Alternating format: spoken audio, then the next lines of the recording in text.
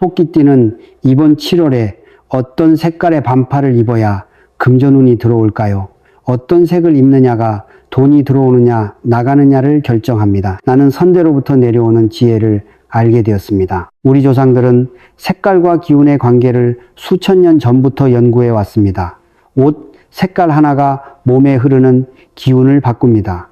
그 기운이 재물을 끌어당깁니다. 나는 토끼띠가 12지 중에서 가장 감각이 뛰어나고 섬세한 띠라는 것을 알게 되었습니다.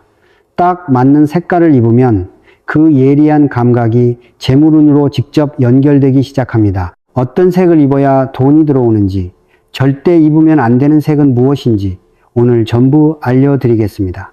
꼭 끝까지 보세요. 댓글에 토끼띠 복 받아갑니다 라고 남겨주시는 모든 분께 이번 7월에 돈복이 가득하길 진심으로 빌어드리겠습니다. 나는 토끼띠가 분명히 눈치도 빠르고 센스도 있는데 좋은 기회가 눈앞에 와도 선뜻 나서지 못하고 머뭇거리다가 타이밍을 놓치는 경우가 많다는 것을 알게 되었습니다. 토끼띠는 원래 그렇습니다. 감각은 누구보다 뛰어난데 신중하다 보니 행동이 한 발 늦어지는 경우가 많습니다. 마치 토끼가 주변을 살피고 또 살피다가 먹이를 놓치는 것처럼 기회가 있어도 완벽한 타이밍을 기다리다 지나쳐 버립니다. 재물도 똑같습니다. 기운이 너무 조심스러우면 들어올 돈이 문 앞에서 그냥 지나갑니다. 그런데 2016년 7월이 바로 그 망설임을 끊어주는 시기입니다. 나는 토끼띠의 섬세한 감각이 과감한 행동력과 합쳐지면서 재물이 쏟아지는 시기라는 것을 알게 되었습니다. 단 준비가 되어 있어야 합니다. 그 준비 중에 가장 간단하면서도 강력한 것이 바로 색깔입니다. 나는 색깔이 단순한 취향이 아니라는 것을 알게 되었습니다. 나무, 불, 흙, 금, 물, 이 5가지 오행의 기운을 눈에 보이는 형태로 표현한 것이 바로 색깔입니다. 내 띠에 맞는 색을 입으면 기운이 강화되고 맞지 않는 색을 입으면 기운이 흩어집니다. 오늘 크게 3가지를 말씀드리겠습니다. 첫째, 토끼띠의 기운이 왜 7월에 특별한지. 둘째, 이번 7월에 반드시 입어야 할 금전운 상승 색깔. 셋째, 절대 입으면 안 되는 색과 그 이유. 이 3가지만 알면 이번 7월의 옷장이 완전히 달라집니다. 먼저 토끼띠가 왜 이번 7월에 특별히 신경을 써야 하는지 말씀드리겠습니다. 나는 토끼띠가 나무무의 기운을 타고났다는 것을 알게 되었습니다. 같은 나무의 기운이지만 호랑이띠와는 다릅니다. 호랑이띠가 굵고 단단한 소나무라면 토끼띠는 부드럽고 유연하게 자라는 넝쿨나무입니다. 바람에 흔들려도 부러지지 않고 주변 환경에 맞춰 자연스럽게 적응하며 자랍시다. 토끼띠가 사람들과 잘 어울리고 눈치가 빠르며 분위기를 부드럽게 만드는 것은 모두 유연한 나무의 기운 덕분입니다. 그런데 여기서 중요한 것이 있습니다. 유연한 나무는 강하게 뻗어 올라가는 힘이 부족할 때가 있습니다. 2026년 병원년 빙운예는 불보이해입니다. 태양처럼 강렬한 불의 에너지가 가득한 해입니다. 7월은 원래도 불의 기운이 가장 강한 계절의 정점입니다.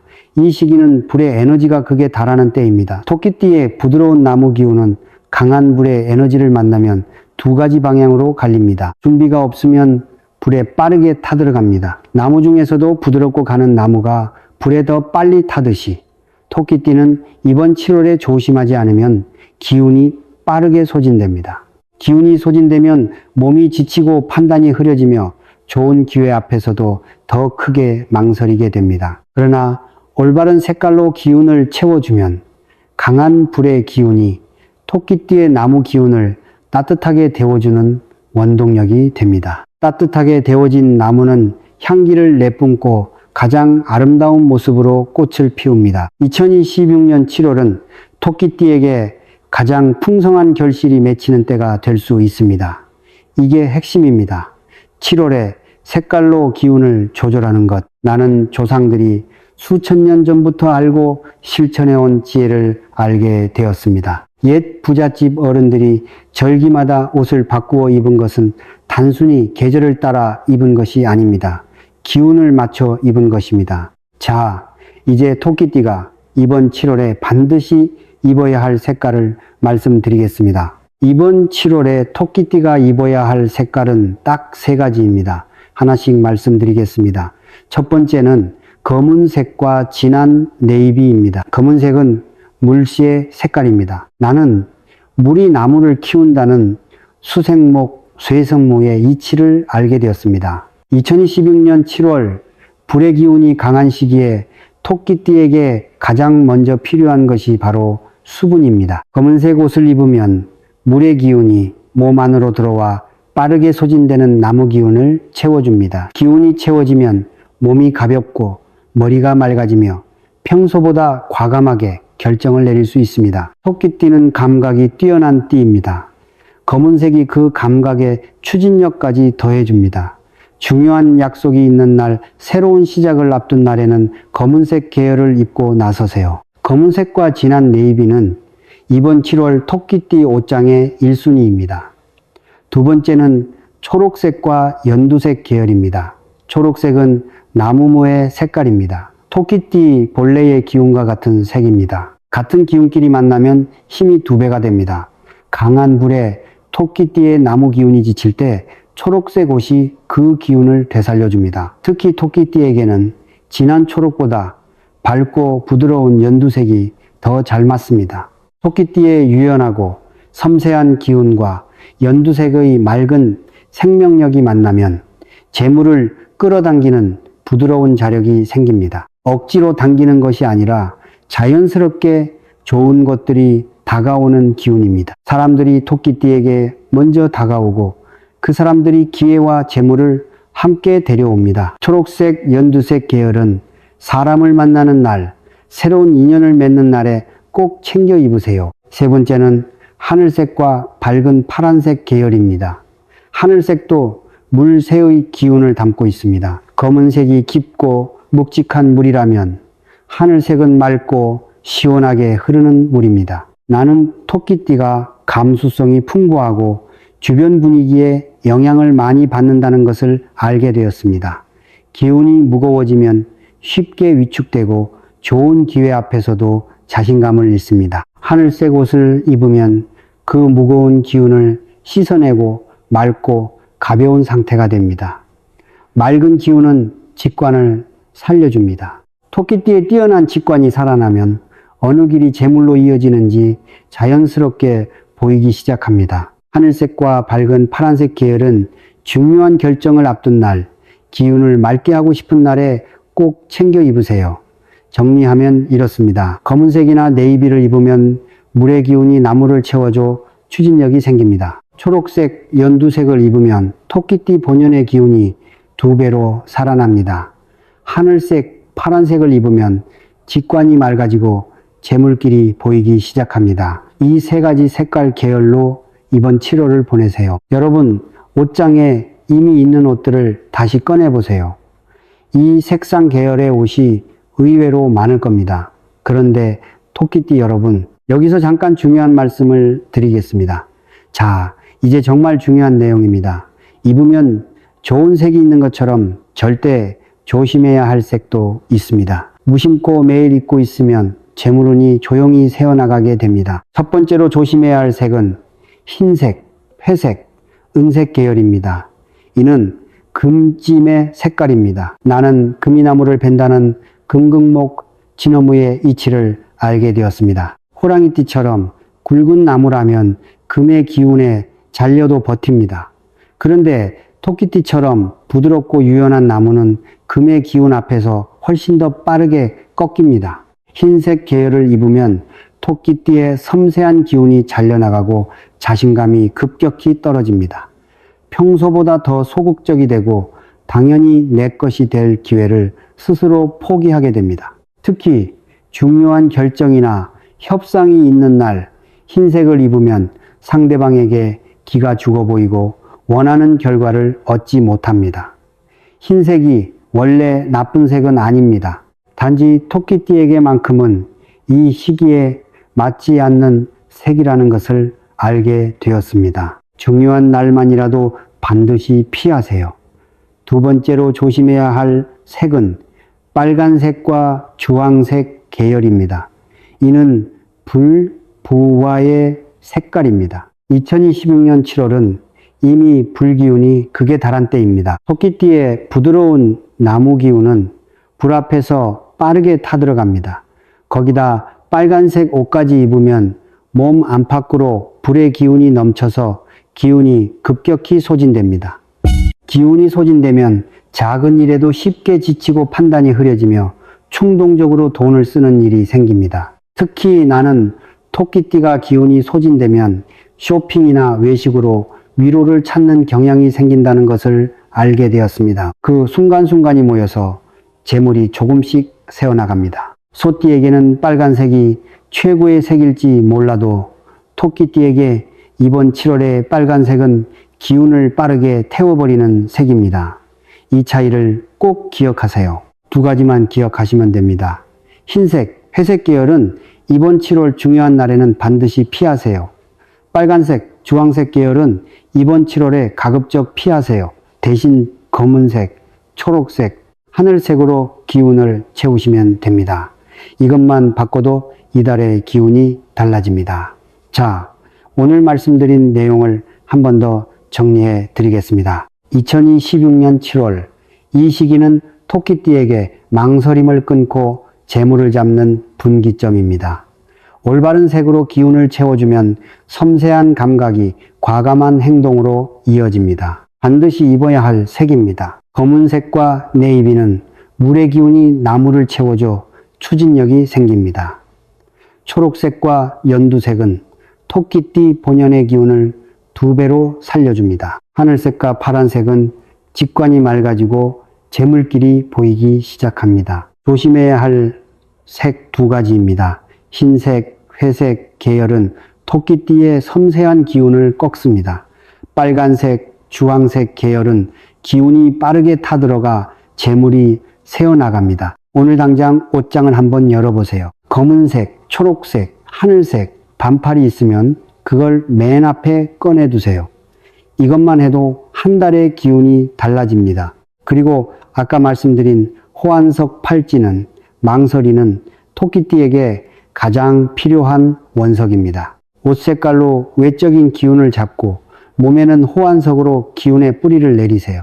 관심 있으신 분들은 아래 고정 댓글 링크를 꼭 확인해 보세요. 토끼띠 여러분, 올해를 그냥 보내지 마세요. 나는 여러분 안에 있는 그 예리한 감각이 이번 7월에 제대로 방향을 잡으면 하반기에 크게 터진다는 것을 알게 되었습니다. 이 시기가 바뀌면 하반기가 바뀌고 하반기가 바뀌면 2026년 전체가 바뀝니다. 준비된 분에게만 기회가 옵니다.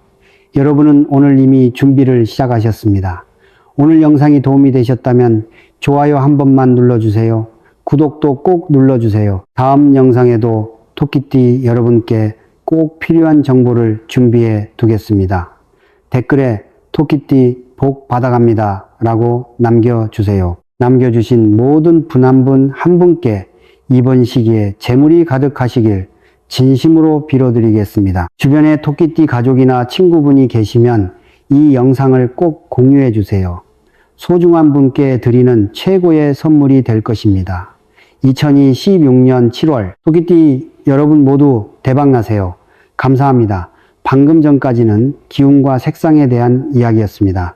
그리고 지금부터는 완전히 새로운 주제로 넘어가 보겠습니다. 많은 사람들이 평생 운이 풀리지 않고 가정이 불화하며 심지어 이유도 모른 채 병까지 얻게 됩니다. 대부분은 단순히 운이 나빴다고 생각하지만 여러분은 절대 상상하지 못할 것입니다. 여러분의 운명과 에너지 흐름을 망치고 있는 진짜 원인이 어쩌면 집안에 햇빛도 들지 않는 어느 구석에 조용히 놓여 있을지도 모른다는 사실을 말입니다. 그것은 사랑이 담긴 물건이라고 생각했지만 사실은 쇠퇴의 기운과 병의 기운, 그리고 원망이 담긴 가족의 유품일 수 있습니다.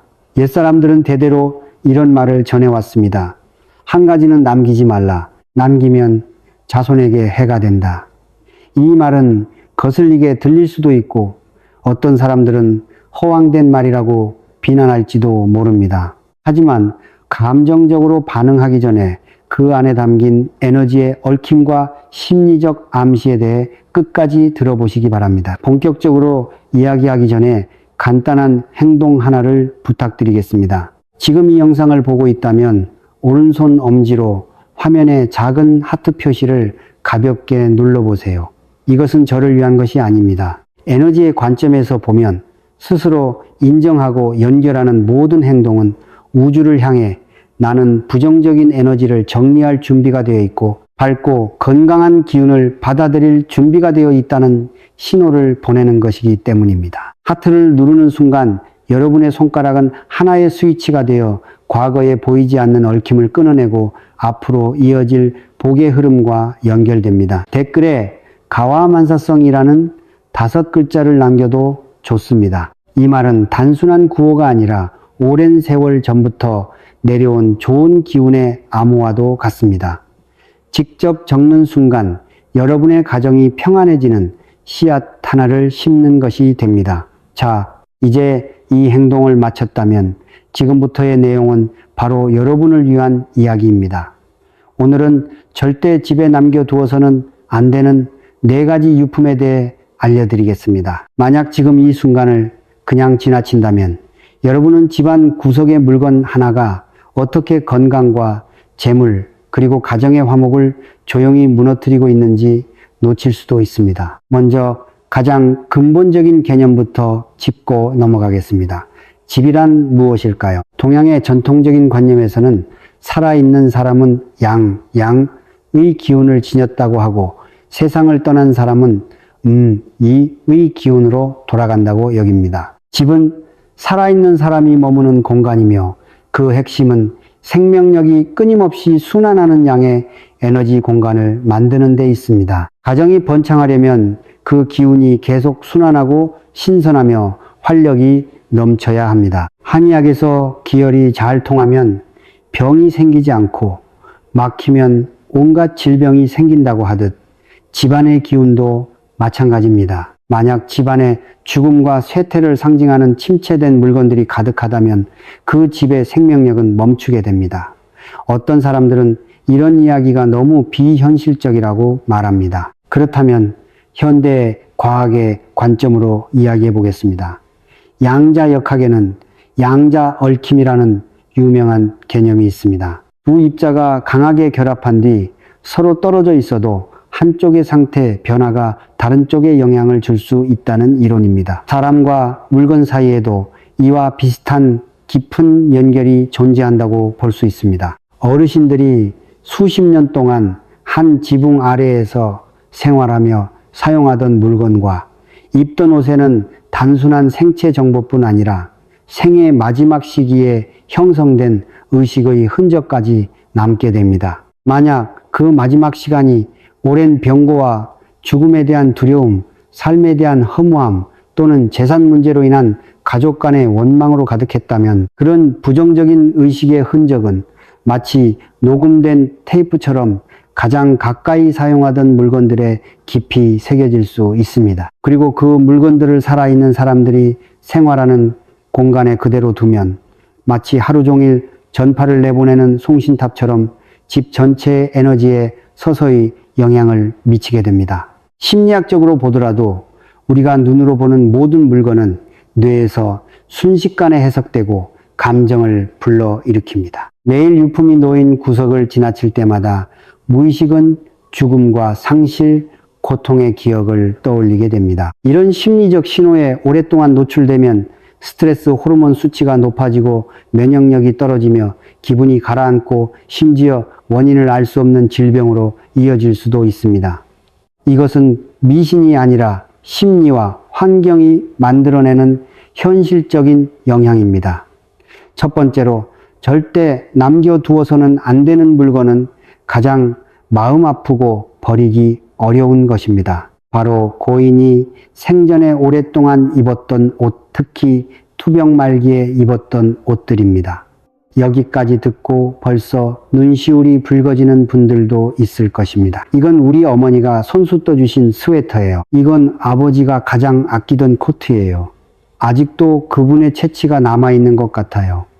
보고 싶을 때마다 이 옷의 냄새를 맡으면 마치 곁에 계신 것 같단 말이에요. 그런데 그걸 버리라니 제 가슴을 도려내라는 말과 같지 않나요? 라고 말할 수도 있습니다.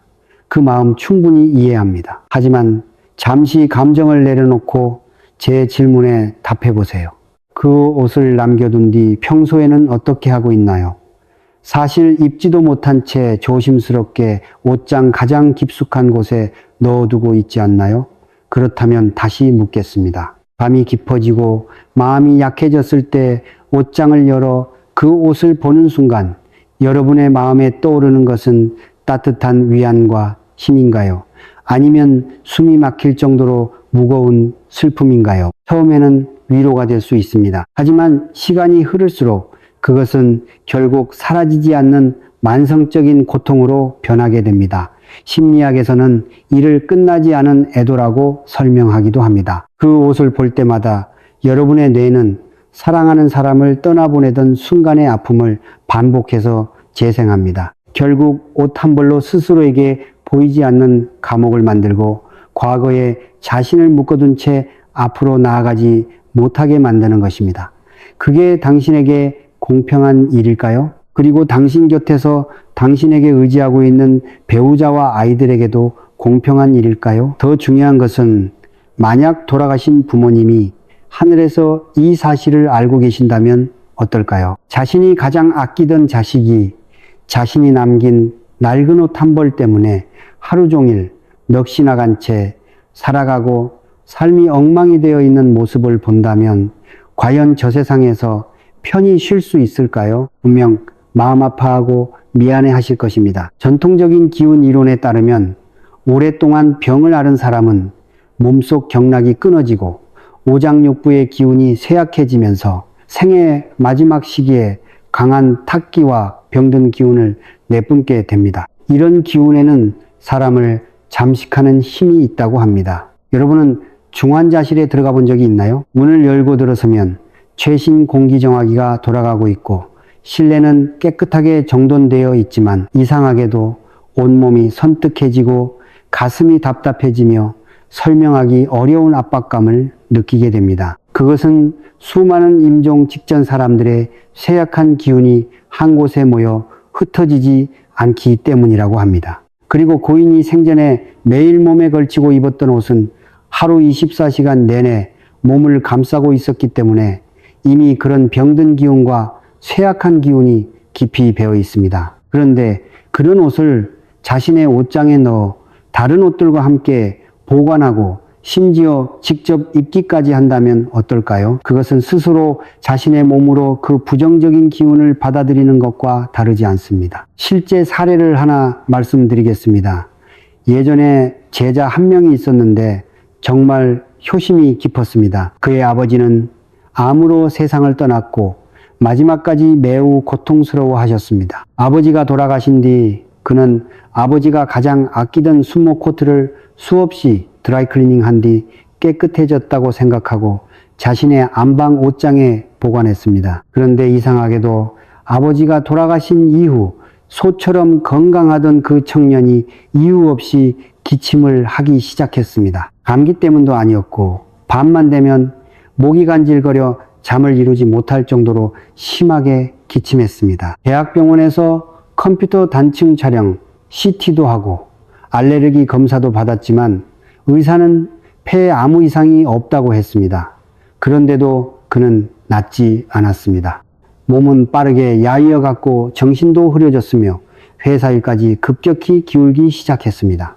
그러던 어느 날 제가 그의 집을 방문했는데 안방에 들어서자마자 방 안의 기운이 뭔가 이상하다는 느낌을 받았습니다. 공기의 흐름이 무겁고 정체되어 있는 듯 했습니다.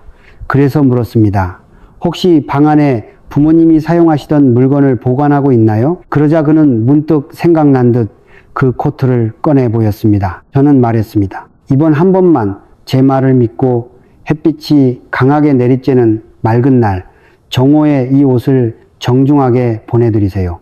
한국에서는 소각 화장이 가장 좋은 방법입니다. 불은 가장 강한 양의 기운을 지닌 존재라 모든 어둠과 탁기를 태워 없앨 수 있다고 합니다. 태운다고 해서 불효가 아니라 오히려 아버지와 당신 모두에게 가장 큰 해방이 될 수 있습니다. 그는 제 말을 듣고 나를 잡아 마음속으로 아버지께 작별 인사를 하며 그 옷을 태워 보냈습니다. 믿기 어려울 수도 있지만 과학으로 설명하기 힘든 일이 일어났습니다. 옷을 태운 지 나흘 만에 무려 반년 동안 계속되던 만성 기침이 기적처럼 완전히 사라진 것입니다.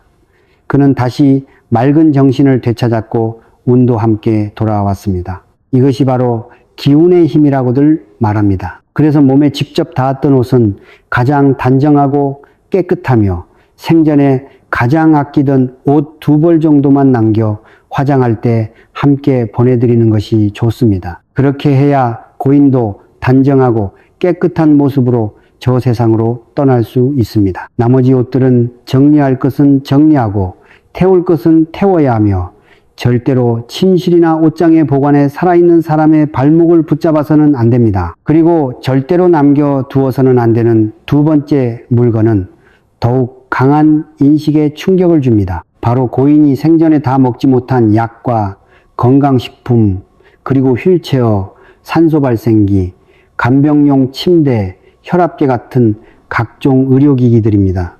이때 집안의 재정을 관리하는 사람은 속으로 계산을 하기 시작합니다. 요즘 큰 병 한 번 앓는데 얼마가 드는지 아십니까? 이런 표적 치료제나 수입 건강식품은 포장도 뜯지 않은 것이 많고 한 상자 가격이 수백만 원에 이르는 경우도 있습니다. 버리기엔 너무 아깝지요라고 생각합니다. 게다가 산소 발생기나 전동 휠체어도 거의 새 것인데 수천만 원 가까이 주고 샀으니 나중에 다른 어르신이 사용할 수도 있지 않겠느냐며 대비 차원에서 보관하려고 합니다. 하지만 그것은 정말 큰 착각이며 너무나도 어리석은 생각입니다.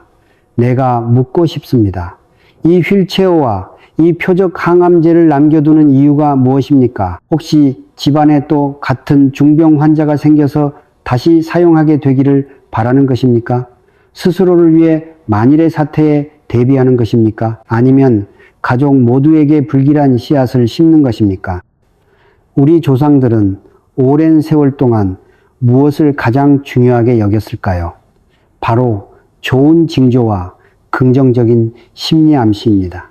설날이 되면 집집마다 붉은색 장식을 붙이고 복을 기원하는 글귀를 걸며 덕담을 나눕니다. 왜 그럴까요?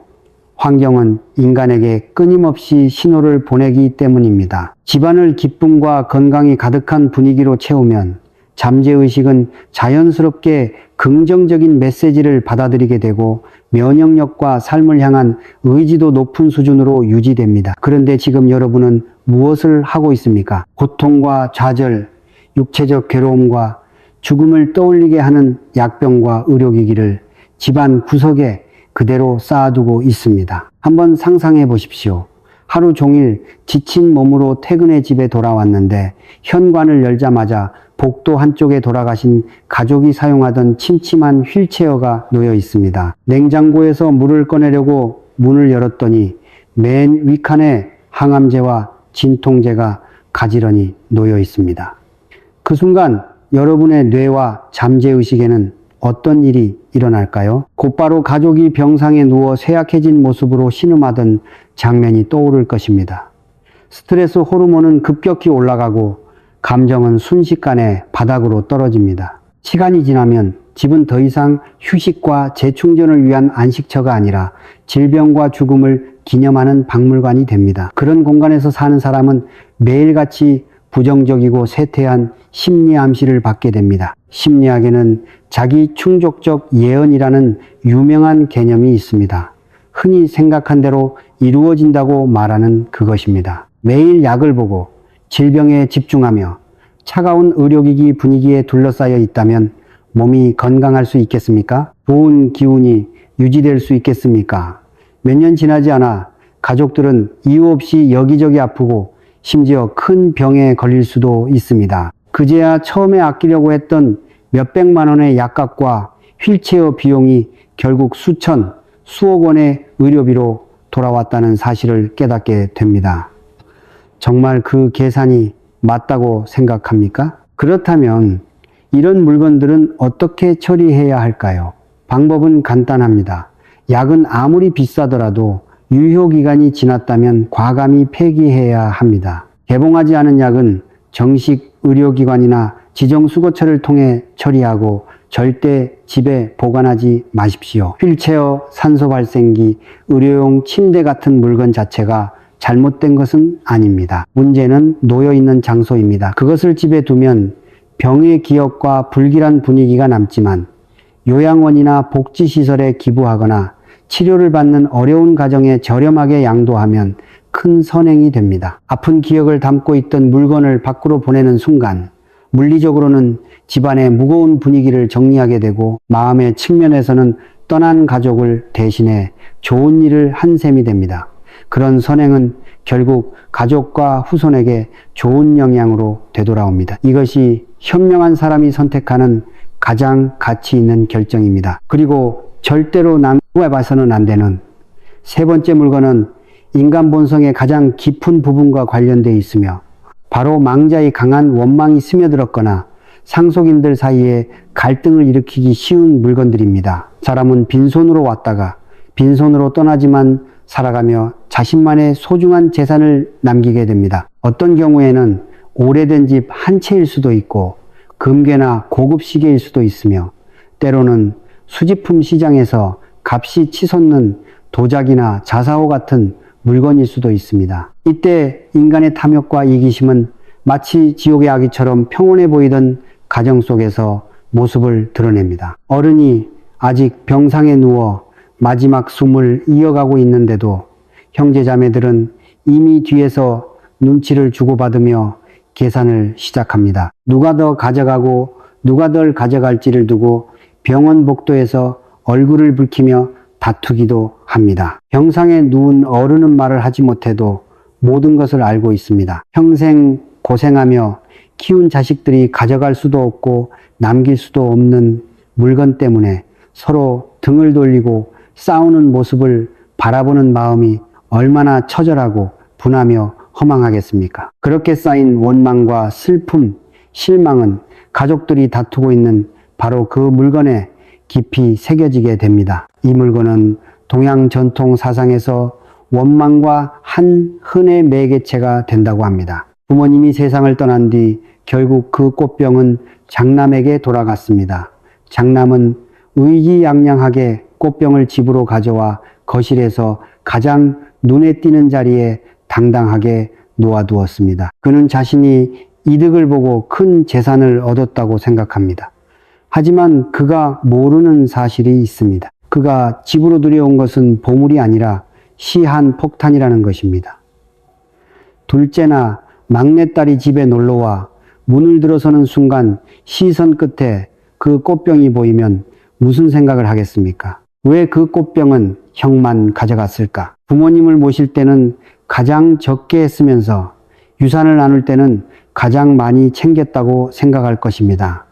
부모님이 살아계실 때도 형만 편애했다고 여기게 됩니다. 그 순간 형제자매 사이에 쌓여있던 거리감과 질투, 원망과 증오가 모두 그 꽃병 하나로 다시 타오르게 됩니다. 더 무서운 것은 장남 자신도 그 꽃병을 바라볼 때 마음속에 즐거움만 떠오르지 않는다는 점입니다. 그는 형제자매와 얼굴을 붉히고 관계를 끊다시피 하며 서로 험한 말을 퍼붓고 다투었던 추한 장면들을 떠올리게 됩니다. 그 꽃병은 끊임없이 거실 안에서 의심, 질투와 탐욕이라는 도끼를 뿜어내고 있는 셈입니다. 우리는 흔히 집안이 화목해야 모든 일이 잘 된다고 말합니다. 반대로 집안이 화목하지 못하면 모든 일이 기울게 됩니다. 고작 물건 하나 때문에 친형제 자매가 평생 왕래하지 않는 원수가 되고 가문의 결속력마저 완전히 끊어지게 된다면 이것은 무엇일까요? 이것이야말로 가장 큰 불효라고 할 수 있습니다. 어느 부모라도 하늘에서 자신의 자식들이 자신이 남긴 물건 때문에 머리가 깨지고 피를 흘릴 정도로 싸우는 모습을 보면서 편히 웃을 수는 없을 것입니다. 그렇다면 형제자매의 원망이 스며든 값비싼 유품을 두고 진정 지혜로운 자손은 어떻게 해야 할까요? 답은 네 글자입니다. 사라지게 하라. 방법은 간단합니다. 모든 상속인과 집안, 어른들이 지켜보는 가운데 공개적이고 공정하게 그 물건을 경매나 중고거래를 통해 현금으로 바꾸고 법률이나 고인의 유언에 따라 한 푼도 틀리지 않게 모든 상속인에게 나누어 주는 것입니다. 그 실물이 가문에서 사라지는 순간 그 물건이 짊어지고 있던 원망과 증오, 위선도 함께 사라지게 됩니다. 모두가 자신의 몫을 공평하게 받게 되면 마음속에 맺혀있던 응어리도 풀립니다. 형제자매는 다시 한자리에 앉아 따뜻한 차 한 잔을 마실 수 있고 명절에도 서로 왕래하며 관계를 이어갈 수 있습니다. 물건 하나를 없애는 대신 가문의 혈맥과 단결을 지켜낸 것입니다. 이것이야말로 조상들이 남겨준 가장 뛰어난 중용과 균형의 지혜가 아니겠습니까? 마지막으로 남겨두지 말아야 할 것이 하나 더 있습니다. 이것은 거의 100분의 99에 가까운 한국 가정에서 볼 수 있는 것입니다. 고인이 생전에 남겨둔 오래되고 시대에 맞지 않는 낡은 잡동사니들입니다. 많은 사람들이 부모님이 돌아가신 뒤 옛집을 정리하다가 깜짝 놀랍니다. 정리하기 전에는 몰랐지만 막상 손을 대보면 생각보다 훨씬 많기 때문입니다. 침대 밑과 장롱안, 베란다에는 무엇이 가득 쌓여 있습니까? 이가 나간 사기 그릇, 손잡이가 부러져 철사로 묶어놓은 냄비, 30년 전에 나온 낡은 신문, 곰팡이가 잔뜩 핀 대자리, 고물상에 팔려고 모아둔 수십 개의 플라스틱병, 그리고 한 번만 앉아도 삐걱거리는 오래된 등나무 의자까지 가득합니다. 젊은 자녀들은 머리가 아프다며 그냥 쓰레기 더미가 아니냐고 말합니다. 곧바로 폐기물 수거업체를 불러 전부 버리려고 합니다. 그러면 배우자나 정이 많은 옛 세대 가족이 급히 막아섭니다. 버리면 안 된다고 말합니다. 이것들은 모두 평생 아끼고 절약하며 모아온 것들이기 때문입니다. 예를 들어 저 낡은 냄비는 결혼 초반 너무 가난해서 끼니조차 걱정하던 시절 그 냄비로 라면을 끓여 함께 먹었던 추억이 담겨 있다고 말합니다. 그런 물건들을 버리면 그 사람이 존재했던 흔적마저 완전히 사라지는 것 같고 마음 한구석이 크게 도련해진 것처럼 느껴진다는 것입니다. 하지만 풍수와 환경 심리학의 관점에서 보면 그런 행동은 고인을 공경하는 것이 아니라 집을 정신적인 폐기물 보관소로 만드는 일입니다. 또한 고인에 대한 미련 때문에 가족 전체를 결핍감과 쇠퇴의 늪으로 끌어들이는 행동이기도 합니다. 풍수에는 수천 년 동안 전해 내려온 원칙이 있습니다. 물건에는 상징이 있고 그 상징에는 반드시 대응하는 결과가 따른다는 것입니다. 집안에 어떤 형태와 상태의 물건을 두느냐에 따라 현실에서도 그에 상응하는 기운이 나타난다고 봅니다. 특히 망가지고 결함이 있는 물건은 기운의 측면에서 불완전함과 결핍, 쇠퇴를 상징합니다. 가장 쉬운 예를 들어보겠습니다. 이가 나간 밥그릇이 있더라도 밥그릇이 있다면 집 앞 밥그릇이 집안의 가장이나 공부하는 자녀에게 그 그릇으로 밥을 담아주겠습니까? 아마 그러지 않을 것입니다. 어린아이조차도 금이 가거나 깨진 그릇으로 밥을 먹는 것이 좋은 의미가 아니라는 것을 압니다. 심리적인 암시의 측면에서 보면 그것은 생계의 기반이 흔들리고 직업이나 재물에 빈틈이 생긴다는 의미로 받아들여질 수 있기 때문입니다. 깨진 거울을 현관에 걸어둘 수 있겠습니까?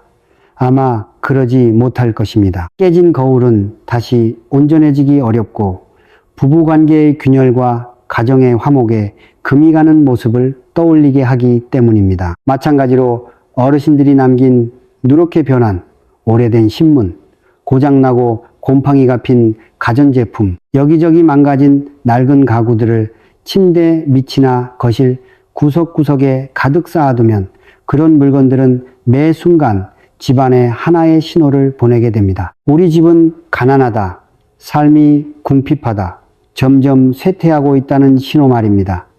집의 공간은 한정되어 있습니다. 마치 컵 하나의 용량이 정해져 있는 것과 같습니다. 과거에 낡고 침체된 흔적들로 공간을 가득 채워버리면 앞으로 찾아올 새로운 기회와 귀인의 도움, 재물의 흐름, 생기 넘치는 좋은 기운이 들어올 자리가 없어집니다. 결국 머물 공간 자체가 없는 것입니다. 우리는 가족을 기린다고 말합니다. 하지만 진정한 의미는 그 사람의 뜻을 이어받고 삶의 가치를 계승하는 데 있습니다. 좋은 점을 기억하고 그 정신을 배우며 훌륭한 가풍을 이어가는 것이 중요하지 스스로를 고물상으로 만드는 것이 아닙니다. 그 정신을 마음에 새기고 사랑을 품고 살아가는 것은 한 집 가득 낡은 물건을 남겨두는 것보다 수백 수천 배 더 큰 의미를 가집니다. 그래서 이런 낡은 잡동사니들은 과감하게 정리하는 지혜가 필요합니다. 무엇을 남겨야 할까요? 진정으로 대체할 수 없는 추억과 의미가 담긴 물건입니다. 예를 들어 할아버지가 생전에 손수 손자를 위해 만들어준 작은 나무의자나 정성스럽게 손글씨로 적어놓은 집안의 전통 요리책 같은 것들입니다. 값비싼 물건은 아니지만 지혜와 따뜻한 사랑이 담겨 있으므로 가문의 기억으로 남겨둘 가치가 있습니다. 반대로 반드시 정리해야 할 것은 무엇일까요? 가난했던 시절이 두려워버리지 못하고 쌓아둔 낡은 옷, 오래된 신문, 망가진 플라스틱 제품, 고장난 가구들입니다. 이런 것들은 햇살 좋은 아침에 시원하게 모두 비워내는 것이 좋습니다. 그런 잡동사니들을 집 밖으로 완전히 내보내는 순간 햇빛이 들어오고 바람이 통하게 되며 집 전체가 훨씬 밝고 넓고 쾌적해집니다. 그 안에 사는 사람들의 기분도 자연스럽게 좋아지고 숨쉬기 편해지며 일할 의욕도 더 생기게 됩니다. 이것이야말로 먼저 떠난 가족을 향한 가장 좋은 위로입니다. 어떤 조상도 자신의 후손이 지저분하고 생기 없는 환경에서 살아가기를 바라지 않을 것이기 때문입니다.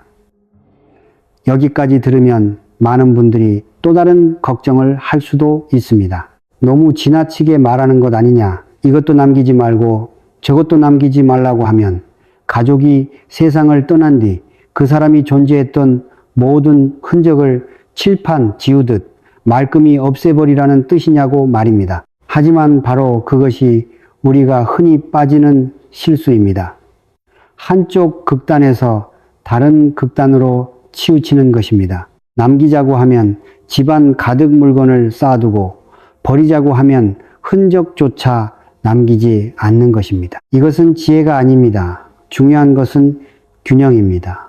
지나침은 부족함만 못하다는 과유불급, 과유부지의 말처럼 무엇이든 적절해야 합니다. 제가 어떤 물건들은 남기지 말라고 하는 이유는 부정적인 기운을 끊어내기 위해서입니다. 하지만 동시에 집안을 지켜주고 후손에게 오랫동안 좋은 영향을 줄 수 있는 진정한 과보도 있습니다. 그것은 반드시 소중히 간직해 대대로 이어가야 합니다. 첫 번째로 남겨야 할 것은 고인의 정신적 유산입니다. 정신적 유산이란 무엇일까요? 한평생 살아오며 보여준 삶의 지혜와 인품, 그리고 가치관입니다. 만약 아버지가 성실하고 신뢰를 중시하며 사람들과 의리를 지키는 분이었다면 그 정직함과 책임감을 자신의 삶 속에 녹여내고 자녀에게도 전해 주어야 합니다. 어머니가 따뜻하고 긍정적이며 아무리 힘든 상황에서도 미소를 잃지 않았던 분이었다면 힘든 순간마다 그 미소를 떠올리고 그 선함과 낙관적인 마음을 자신의 삶 속에서 실천해야 합니다. 그것이 진정한 효도이며 진정한 혈맥의 계승입니다. 그런데 옷장에 가득 곰팡이 핀 옷은 남겨두면서 정작 그 사람이 지녔던 선함과 성실함은 모두 잊어버리고 이기적이고 무기력하게 살아간다면 그 옷들을 간직하는 것이 무슨 의미가 있겠습니까? 그것은 오히려 고인의 명예를 훼손하는 일입니다. 두 번째로 남겨야 할 것은 긍정적인 정신적 에너지가 담긴 물건입니다. 그런 물건이란 병고나 원망, 쇠퇴의 기억을 담고 있는 것이 아니라 지식과 예술, 성실함과 사랑이 스며 있는 물건을 말합니다. 예를 들어 어르신이 평생 교육에 헌신하며 독서를 사랑했던 분이라면 남겨진 책장 가득한 장서들은 무엇과도 바꿀 수 없는 보물이 됩니다. 책장을 펼치면 밤늦도록 공부하며 남긴 메모와 생각들이 빼곡히 적혀 있을 수 있습니다. 그런 책들을 서재에 두고 자녀가 책상 앞에 앉아 그 글씨를 바라본다면 자연스럽게 지식의 가치와 배움의 정신을 느끼게 될 것입니다. 이것이 바로 학문과 교양이 이어지는 가정의 좋은 기운입니다. 또 다른 예를 들어보겠습니다. 돌아가신 분이 생전에 훌륭한 목수였거나 오랜 경력의 수공예 장인이었다고 해봅시다. 그분이 세상을 떠난 뒤 손때가 묻어 은은한 윤기가 돌고 오랜 세월의 흔적이 자연스럽게 배어있는 공구함 한 세트를 남겼다면 그것은 간직할 만한 가치가 있습니다. 거실 진열장에 두고 아들과 딸에게 자랑스럽게 이야기해 줄 수 있습니다. 이걸 봐라. 너희 할아버지는 바로 이 공구들로 밤낮 없이 일하셨단다. 굳은 살이 가득한 두 손으로 아빠를 대학까지 보내고 우리 가족을 지켜내셨지. 그렇다면 이 물건이 전하는 메시지는 무엇일까요? 바로 성실함이고 노력이며 위대한 부성애입니다. 이것은 매우 숭고하고 긍정적인 힘으로써 훗날 자손들이 인생의 어려움과 마주했을 때 결코 고개 숙이지 않고 앞으로 나아갈 수 있도록 용기를 주게 됩니다. 이것이야말로 진정한 가보라고 할 수 있습니다. 세 번째로 남겨야 할 것은 가족이 함께했던 아름다운 추억입니다. 사실 추억을 담아두기 위해 방 안 가득 물건을 쌓아둘 필요는 없습니다. 그것은 너무 무거워서 살아있는 사람이 감당하기 어렵습니다. 선대로부터 내려오는 지혜는 단 한 장의 오래된 사진 혹은 한 권의 사진첩이면 충분하다고 말합니다. 어느 주말 오후 따뜻한 햇살이 창가로 스며드는 시간에 가족들과 아이들을 곁에 불러 함께 소파에 앉아 먼지 쌓인 사진첩을 천천히 펼쳐보십시오. 그리고 빛바랜 사진을 가리키며 아이들에게 웃으며 이야기하는 것입니다. 이 사진은 할머니가 젊었을 때 찍은 거란다. 그때는 보정도 없었는데 얼마나 아름답고 품위가 있으셨는지 봐라. 그리고 이 사진은 아빠가 어렸을 때야. 가족 모두 처음으로 서울 여행을 갔을 때 경복궁에서 찍은 사진인데 얼마나 행복하게 웃고 있는지 보이지. 바로 그 순간 공기 속에 흐르는 것은 무엇일까요? 죽음의 슬픔도 아니고 병마 앞에 무력함도 아닙니다.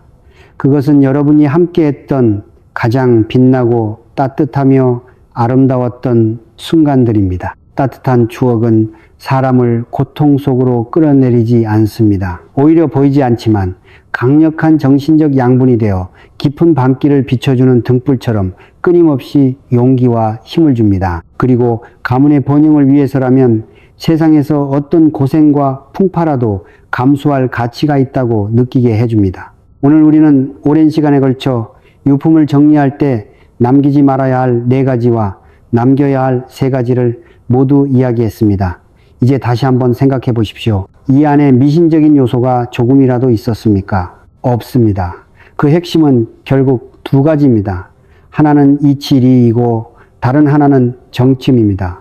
이치의 관점에서 보면 우리는 세상의 자연스러운 순환과 균형의 법칙을 따라야 합니다. 살아있는 사람에게 부정적인 암시를 주고 가정의 활력을 막으며 흐름을 방해하는 물건들은 정리해야 합니다. 그래야 집이 건강하고 밝으며 생기가 넘치는 공간으로 돌아갈 수 있습니다. 정서의 관점에서는 어떤 그리움이 건강한 그리움이고 어떤 그리움이 병적인 집착인지 구분할 줄 알아야 합니다. 진정한 그리움은 낡은 유품에 매달려 자신을 산송장처럼 만들고 매일 슬픔에 빠져 헤어나오지 못하는 것이 아닙니다. 진정한 그리움은 사랑하는 사람이 남긴 사랑과 기대를 품고 그 정신을 자신의 삶 속에서 이어가며 밝고 긍정적으로 행복하게 살아가는 것입니다. 전통 문화에서는 삶의 마무리를 정성스럽게 하고 조상을 오래도록 기린다는 가르침이 있습니다. 삶의 마무리를 정성스럽게 한다는 것은 사랑하는 사람의 마지막 길을 가장 신중하고 품위 있으며 감사한 마음으로 배웅하여 편안하고 존엄하게 떠날 수 있도록 하는 것입니다. 그리고 오래도록 기린다는 것은 앞으로의 삶 속에서 그들의 덕과 지혜를 이어받아 그 가치가 자손들에게 계속 전해지도록 하는 것입니다. 결국 유품을 정리하는 일은 살아있는 사람들에게 내려진 하나의 인생 수업입니다. 내려놓는 법을 배우고 가볍게 앞으로 나아가는 법을 배우라는 뜻입니다. 창고를 비워야 더 큰 복을 담을 수 있고 집안의 묵은 기운을 걷어내야 자손들의 앞날에도 번영이 찾아올 수 있습니다. 마지막으로 한마디 진심을 전하고 싶습니다. 지금 이 이야기를 끝까지 듣고 있다는 것은 마음속 깊은 곳에서 이미 한 가지 목소리가 들리고 있다는 뜻입니다. 이제는 정리할 때가 되었고 자신과 가족 그리고 아이들을 위해 보이지 않는 짐을 내려놓아야 할 때가 되었다는 목소리 말입니다. 많은 사람들은 이 이야기를 듣고 조용히 공감하며 마음을 전하고 가만사성이라는 말을 남길 것입니다. 하지만 여러분은 알고 계십니까? 그 말을 마음에 새기는 순간 그것은 단순한 한마디가 아니라 가족 전체에 맑고 긍정적인 에너지를 불어넣는 다짐이 됩니다. 그 말은 하나의 씨앗이 되어 여러분의 삶 속에 심어집니다. 오늘 이 이야기가 혼란과 슬픔 속에 있는 모든 이들에게 작은 도움이 되기를 바랍니다. 과거를 내려놓고 힘차게 앞으로 나아가십시오. 여러분을 사랑했던 사람들은 늘 여러분을 지켜보며 축복하고 있을 것입니다.